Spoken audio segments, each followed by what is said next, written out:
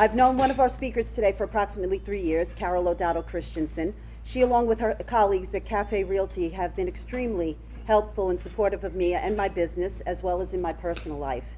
I learned about Carol's life experiences well into our relationship and was taken by her grace and enthusiasm for all around her. We all face adversity at some point in our lives, and it's how we come out on the other end that makes the difference. I have the utmost respect and admiration for Carol. Let me tell you a little bit about her as well as Steve Salamone. Suzanne and Steve Salamone are the executive directors of Drug Crisis in Our Backyard, a community-based offering education and action-oriented opportunities for families and addicts struggling with addiction. The organization was originally started in 2012 by Susan and Steve Salamone and Carol and Lou Christensen after the loss of their sons to a battle against heroin.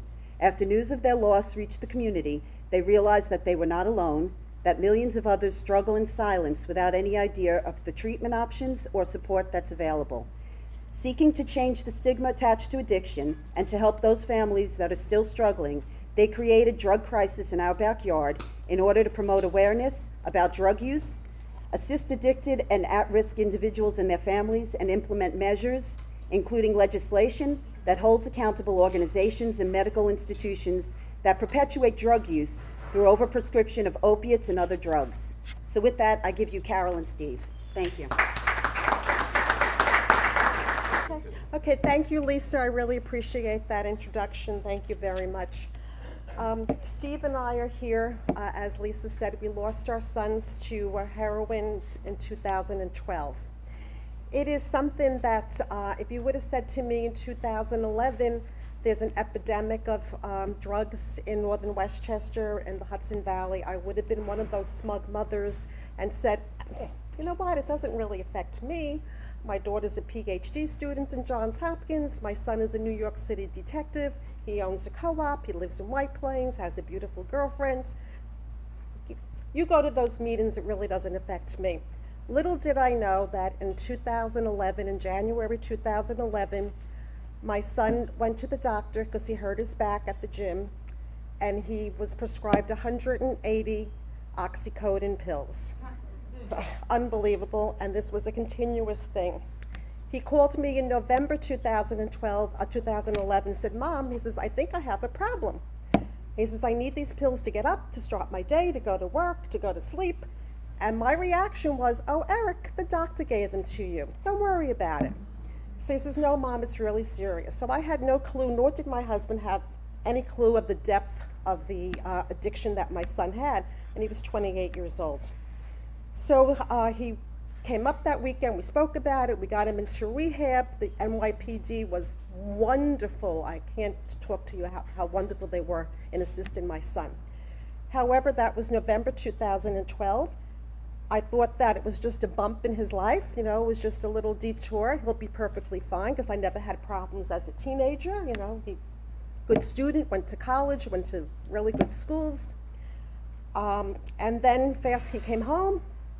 Fast forward to April, smashed up his car, ended up in rehab again, came home from rehab on June 4th, and he was dead on June 9th. So it was on 2012. So it was a shock to the system. And one of the things that my niece, who's an adult, said to me, she says, Aunt Carol, she says, what should we tell people how Eric died? And I thought about that for a second, and I said, well, what do you mean tell people how Eric died? I says, you tell the truth. He OD'd on heroin. The last 2 weeks of his life, before he went to rehab, he was taking heroin, and when he came home, that same doctor, by the way, who was already told that my son had an addiction problem, gave him another 180 oxy, and also gave him fentanyl patches, too. So it was just incredible. So there is an investigation against that doctor. 3 years later, it's still going on. So with that, Susan wrote a letter. Her son died 2 weeks before my son. Wrote an open letter to the Megapack newspaper that my sister brought to my house. And we read, and my husband and I sat there and we said, oh my God, obviously there's a problem here. So we contacted Susan, we met Steve and Susan, we had coffee, and we said, you know, what are we going to do about this? Because we're angry parents. I had no clue that there was an epidemic in the Hudson Valley in my backyard. And that's how we came up with the name, and we're talking about this. Well, what are we going to name this foundation? And drug crisis in our backyard, because it's a problem right in our own backyard. So we had our first forum in August 2012, and at the Mayapack Library. We had no clue if 2 people were going to come, 20. We had over 200 people, standing room only. From that, we probably had at least 12 forums. We spoke at St. Vincent's, we spoke at Phoenix House, we've been all over. We've been to Rotary Clubs, Chamber of Commerce, we've been to the schools. So we want to thank you for inviting us here. We really, truly appreciate it. So understand that there is a problem. It's in your family, it's everywhere. Don't be like me and be that smug mother and say, oh, it doesn't affect me, because it does affect you. We have a website, Drug Crisis in Our Backyard, has a tremendous amount of information. We have a Facebook page. Reach out to us. We have material on your table. Steve will talk to you about what's coming up. And thank you. Thank you very, very, very much. Thank you for having us. You know, my story is a little different. My son struggled with addiction, and we knew he was struggling with an opiate addiction for 8 years, in and out of rehab, and trying very hard to get straight. That's something that people don't understand, is that addicts at some point go to they have an epiphany and they want to get better, but they can't. And that's where a lot of the misunderstanding of this disease comes into play, because it is a disease. It's not a bad choice. It's not a character flaw. It's a disease that people suffer with and they can't stop. And when an opiate is involved, is the drug that they're taking, it's further complicated by the fact that they're addicted to the drug. So not only mentally, but physically, they become addicted. My son suffered an overdose in 2011 and sustained a very serious brain injury and was debilitated and couldn't drive, couldn't talk, couldn't play the guitar, was sick, but still went back for a second taste, and it was his fatal in 2012. So that gives you an idea of how strong the pull is on this drug. We're a different organization because there's other groups out there. A lot of them are government supported or county supported. We are parents that have struggled through a crisis. And what we find is, when my wife wrote the article that Karen referred to, we had a lot of people calling us because they could identify with what we had gone through. What was remarkable about our story was that people that I had known 10 years or more came up to me and said, I'm having the same problem. And I would say to them, how are you hiding it so well? And they said, well, we're embarrassed.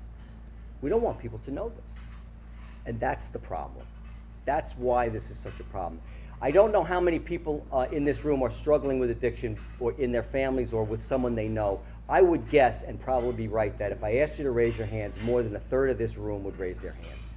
And that's the case no matter where you go. 25 to 30% of most groups, any place you go, knows someone that's struggling with addiction. 30,000 people a year die in this country from drug overdoses. Have you ever heard President Obama say anything about it? 30,700 people a week are dying from this disease. So it's a devastating problem. It's under the covers. Our group is about raising it above the subculture that it is, and getting it out in the open so people can feel free to talk about it and talk about the things that that people need to get better, because you do need to have support and a vehicle to get better. So some of the things that we're doing, we kind of work in both avenues. You know, there's prevention and there's recovery. In the recovery area, we have something we call Spotlight on Recovery. You have some of you will see the schedules. In Yorktown, we hold a Spotlight on Recovery group. The schedule is on some of the flyers. You can go to our website. This is a group that meets every other week at the Yorktown Counseling Center, and they get together and they talk. These are people that are usually struggling with somebody in their family, or they are looking to get involved with a group that can help support them through a crisis, usually related to drugs. And you would not believe how warmly received that is. We have a lot of people coming. It's not a 12-step program. It's not like an Al-Anon program. It's similar in concept, but it's not a 12-step. It's kind of an open, you come to the meeting and get some really good support. We hold those in Putnam. We hold this one in Yorktown. We have one in Dutchess County as well. We're increasing those because we've had a lot of people are coming forward saying they really like those, and we're trying to hold them in other communities.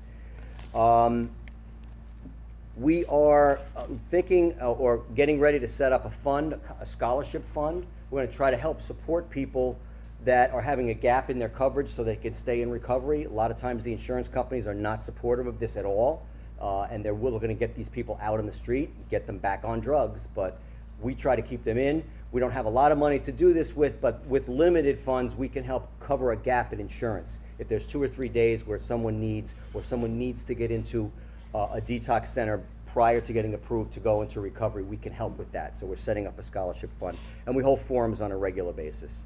On the prevention side, we speak at schools, we speak to PTOs. We've been to a lot of schools in Putnam. We're branching out now into the Westchester market, and we've been to the Arlington School District in Dutchess County. And in Somers, actually, we spoke at Somers as well. We had a really good reception there. We try to speak to the parents, and we try to speak to the kids. The number one thing I think that's happening, most people in this room would know that there's a drug crisis. Everybody knows about it. The problem is most people don't realize, and we try to tell this to the parents, is it may be your kid. Don't be foolish enough to think that it's not your kid because you're raising them right. That has nothing to do with it. It's happening to a lot of kids. We have a lot of kids. The Hudson Valley has been designated as a high drug use area, and we have a rampant problem. We stand out in the nation in this particular area as one of the high risk areas for drugs. It's affluent, and those are the kids that are taking the drugs. It's not inner city. It's affluent, predominantly white, middle to upper middle class, middle-aged adults from 18 to 30 years old.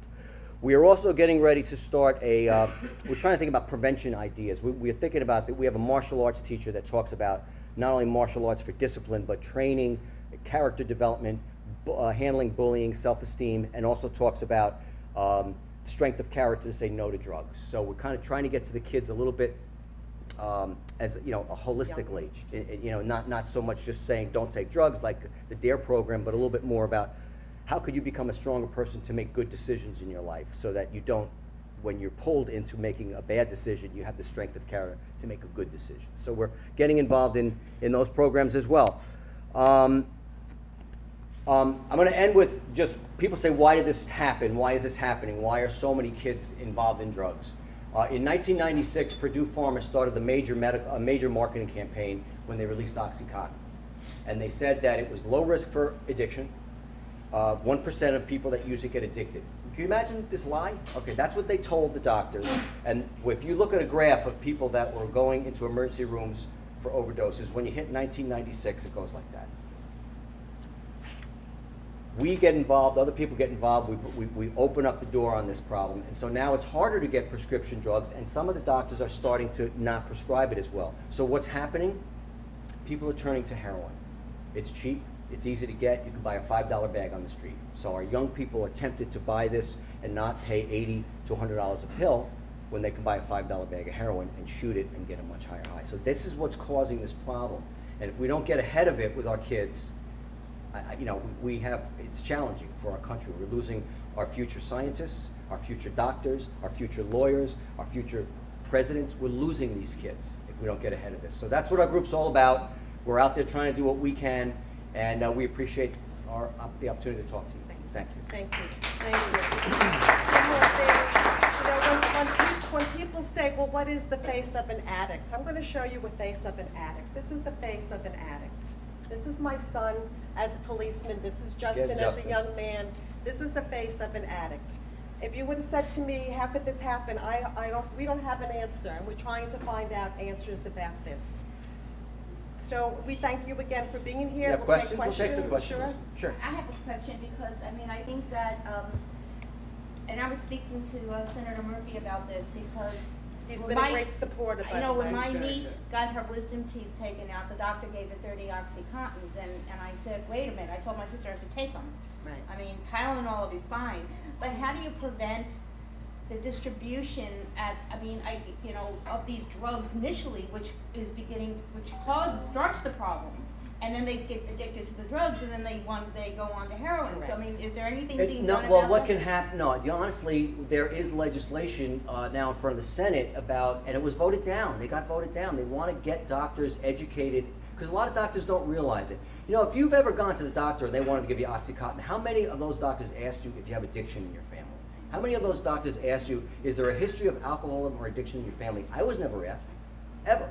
They need to be doing things like that. You know, a doctor prescribing a drug to you is a chance for you to be screened for maybe getting into some kind of program because you can't take those. So the doctors need to get better educated. The system is broken. The insurance companies and the doctors are a very weak link right now in the chain. They did start the iStop program a couple of years ago, which has helped with the pharmaceuticals, with the drugstores, where they have a unit It's a central database, yeah. Right, which has helped that. That is something that you can't doctor shop anymore. Right. You have to go to a database, and the pharmacist, you may notice that if you're getting an opiate, you go to a lot of drugs now, you go to the pharmacy, it takes a little longer. They have to actually go to a database and get a release number. So that prevents them from going to more than one doctor at a time. Right, there's baby steps, but it's just a terrible epidemic, yes. It is very unfortunate, but this has been going on for a long time. And I would get a call from my youngest, and he would say to me, "Did you hear so-and-so died last night?" And he said, "Well, they died of an overdose." No publicity, no information. I would drive by and I would see a street full of cars that parents were lining up because a child died. So the challenge also is that it's being kept secret. Yes, Absolutely. They exactly. do not know. These kids know. I mean, my kids live all over the country, and yet they have a network, and they know when someone died. Well, But yet, it's not publicized. This child died, but nothing more. Yeah. The child died. But if of you an have overdose. bird flu, 7 people have bird flu across the nation. It's all over the news for 3 weeks every single night. If you have 7 people And it's die. scary. Right, I mean, so when the it is phone scary. rings, you're terrified. Oh, Absolutely. absolutely. Try Yes, living with gentlemen, an back active then. addict for 8 years. Right. Every time the phone rings, you think the world's ended, right? A long Gentleman time. right there. So, and I tell you, just on one other point, it's a very good point you make. What I think we need to do with our kids, especially young adults, is, you know, they don't only know when someone dies, they know when someone's having a problem. Oh, And they that's know when we every need to, single one of them. yeah, that's when we need to get them to say as a good friend, you know, they say don't drink and drive. If you know a friend that's drunk, don't let him drive. If you know a friend that's got an opiate problem, ask him to get help. That's what we need to be doing. Yes, sir. I always look to the root cause of what generated your incident with your son. I suggest it's that Big Pharma is supporting FDA for their research, and it should be the other way around, government funding it, not subject to any whims of what Big Pharma may profit. They need their own independent research, yeah, and it's provided by Big Pharma, which of course leads to the 1% on that. I tell you, you know, it's amazing. The FDA just recently, last year, we actually at the last Fed Up conference were demonstrating on this because Hamburg, the president at the time, had approved an additional opiate, a form of OxyContin that was stronger. Now we have all these statistics going on. Last year they're approving a new, stronger opiate. What is going on? It's all about money. It's all about lobbyists. The president's not saying anything. I'm not making any accusations, but I don't know why the federal government's not doing anything, but I have something to do, I think it has something to do with economics. Just a sidelight, back in 1993, as a CPA, I had a client that knew 9 months before he was arrested that DOJ was investigating him. So he got all his assets out from under him, etc. So, you know, there's big leaks going on in even DOJ. No, I think you're right, so. Yes? I'm a grandparent, and I always had this impression that drug use might begin in high school. But I've got a 9-year-old grandson, and I don't know what, in your experience, should I start watching him? At what age? No, you should I start talking to Where him. does it begin? Talk to him. Well, there's two levels there. One is talking about it, but what I read your book on the symptoms, or your pamphlet on the symptoms. Is that the kind of thing I can see in a 9, 10, 11-year-old kid? Yes, we have somebody that we work with started using drugs at 8 years old. 8? Yeah, it happens. The average use, now I only know Putnam County, okay? I know the Putnam County statistics because we survey the kids in Putnam and I'm involved in that with the group, the NCADD. The average age, self-reported by kids, the average age of first use of marijuana and alcohol is 12 years old. Average. Yes, Don. I actually just want to comment to you. One of the most dangerous things for everybody is your medicine cabinet. Your medicine cabinet has Xanax, Valium, Ambien, Oxycontins, and you put them in there and you think that they're safe. Well, your kid or your kid's friends comes over and all of a sudden half the pills or the entire prescription is gone. These kids take them, they sell them, they use them at parties or whatever, Absolutely. recreationally, and it all flows down to that Oxycontin path and then addiction. Yeah. You know, it's a game changer. Once they So start, lock down your medicine cabinet. once they start with the opiates, I try to tell this to the kids, you know, I call it the game changer. You know, once you start with an opiate, once or twice or 3 times, it's the game changer.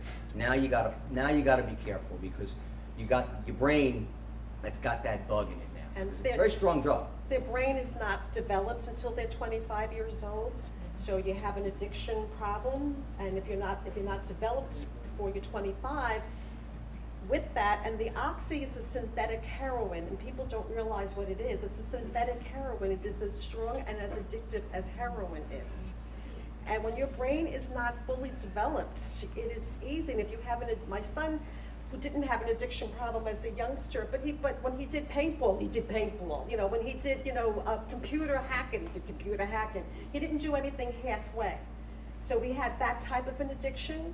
You know, and then when he went to the gym, he was a bodybuilder, so he couldn't do anything halfway. So he had that addiction in his family, though we as a family did not have addiction. In our, my husband or myself or my daughter or my parents or my husband's parents, but whatever, my husband's brother, did smoke pot, so whatever, I don't know. But Eric had the gene. I mean, so did, when he he had went it. there, so there Right. you go. He gets the script Right, and right, gone yes. off the chart. And especially prior to the age, so when they're young, it just, they can't think straight. And that's one of the things that I noticed with my son the year before he died.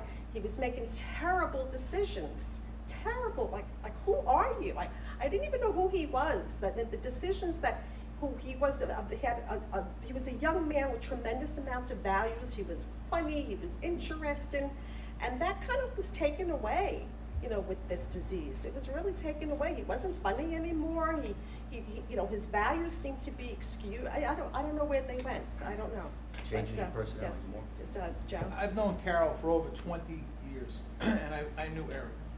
And what she's saying is 100% on the mark. That kid, you could not tell whether that kid was on drugs. You can see a kid and say, that kid's on drugs, or he might be on drugs. This was a stand-up kid. He was a good kid, and it was like, how did this happen? So there's that, and I just wanted to say that. The other thing I want to say is that I applaud both of you. Sandy's point about the publicity side of it, many parents in your situation, because of the embarrassment or whatever, take the route of just being under the covers. They go under the covers, and you guys and others like you who have been involved in these organizations, I applaud you for stepping up and keeping it alive. Thank you. Thank you, really. God, appreciate it. thank you very much. Thank you. We're available afterwards.